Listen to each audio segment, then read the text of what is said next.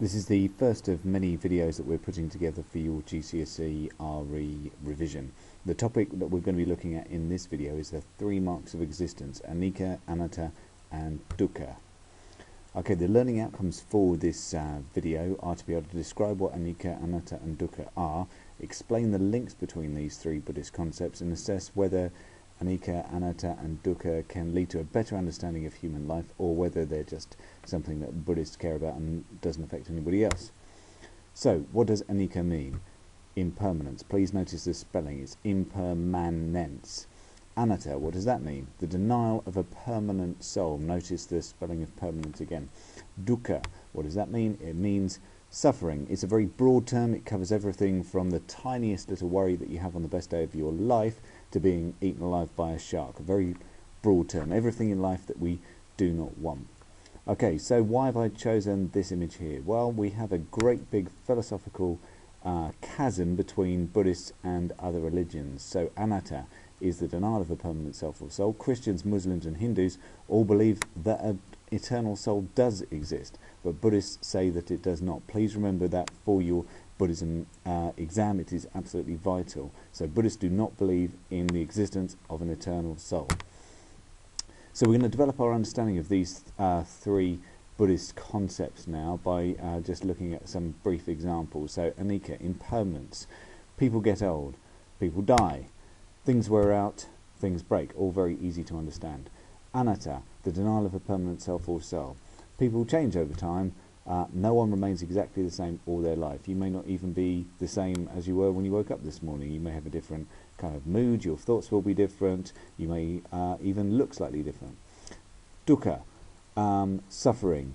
Well, there are different types of suffering: the loss of people and things that we like or love, not getting what we want in life, and getting things that we don't want. So there are some examples of those three Buddhist concepts. Now we're going to look at the links between these three marks of existence. So anicca and anatta. Everything in life changes, so if that's true, nothing within me can always remain the same. That's the Buddhist argument as to why the soul doesn't exist. A permanent self or soul cannot exist because you are a constant process of change, just as everything else is. The links between anatta, the denial of a permanent self or soul, and suffering. Well, we get emotionally attached to people and things that we like and love. As a result, we feel unhappy when those people change. You know, oh, you're not the person that you used to be. Oh, why do you have to change? Why do you have to be like that? Why can't you be like you used to be? People say those sorts of things in life, and that causes suffering. So the links between anicca, impermanence, and dukkha. Let's have a little look at that. We suffer when people that we love die. There's no doubt about that. The thought of our own impermanence, the thought of our own death, also generally causes us suffering. And the aging process also involves suffering. So hopefully you will all be able to now meet our first learning outcome to describe anicca, anatta and dukkha. So we can give that the Mr. Powers tick. The second learning outcome, to be able to explain the links between anicca, anatta and dukkha. Hopefully you can feel that hopefully you will feel that you have met that. If you don't feel that you can genuinely tick that off, then replay the video until you feel that you genuinely understand how those three Buddhist concepts link together. Okay, the final learning outcome for this little video is to assess whether anicca, anatta and dukkha can lead to a better understanding of human life. So, with all this talk of suffering, it sounds like Buddhism must be a pretty depressing religion. But if that's the case, then what's this guy and this guy got to feel so happy about? Actually, if you go to a Buddhist monastery, they're not terribly serious environments. It's not po-faced, everybody looking deathly serious. It's actually, you'll see lots of people, lots of monks and nuns laughing and joking and kind of playing around, and they're quite cheerful environments in my experience. So why is that? Well, to find an answer to that, we're going to look at the Dhammapada. What is the Dhammapada? Well, it's a crucial key word that you must know the answer to. Here is a very heavy clue as to what it is, and here is a definition. One of the most important Buddhist scriptures, composed of verses which summarize the main principles of the Buddha's teachings. Do you really have to remember all of that for the exam? No, you don't. This question, what is the Dhammapada, came up in the 2010 GCSE Buddhism exam. A Buddhist scripture is a perfectly correct answer as far as the exam board is concerned. That will give you 2 out of 2, 100%. So let's look at what the Dhammapada actually says about the three marks of existence. It says, all created things are transitory. That means impermanent. Those who realize this are freed from suffering. This is the path that leads to pure wisdom. All created things are involved in sorrow, dukkha. Those who realize this are freed from suffering. This is the path that leads to pure wisdom.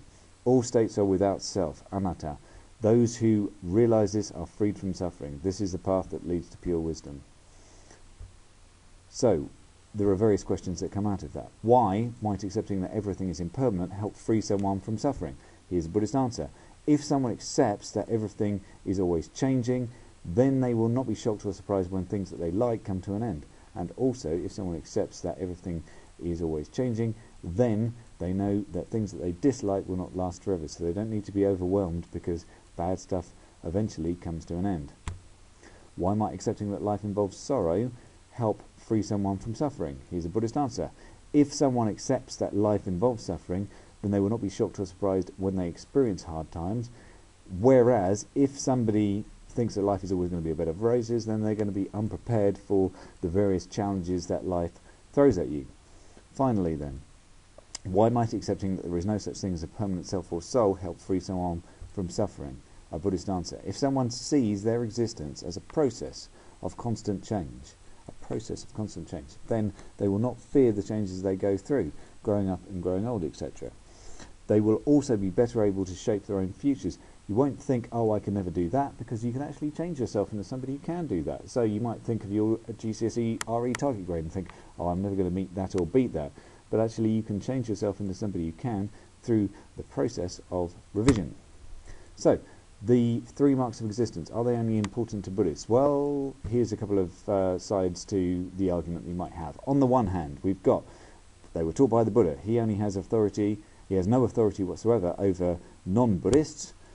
They reflect the specifically Buddhist goal of overcoming suffering, and other religions insist that the soul does exist.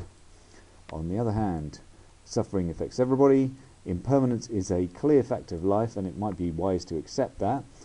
And also, if there is no such thing as a permanent soul, everyone has the potential to change for the better. That's the Buddhist understanding of it. It's a positive meaning to anatta, that you can change for the better. So, let's look at a specific exam question then. The 3 marks of existence are only important for Buddhists. Do you agree? Give reasons for your opinion.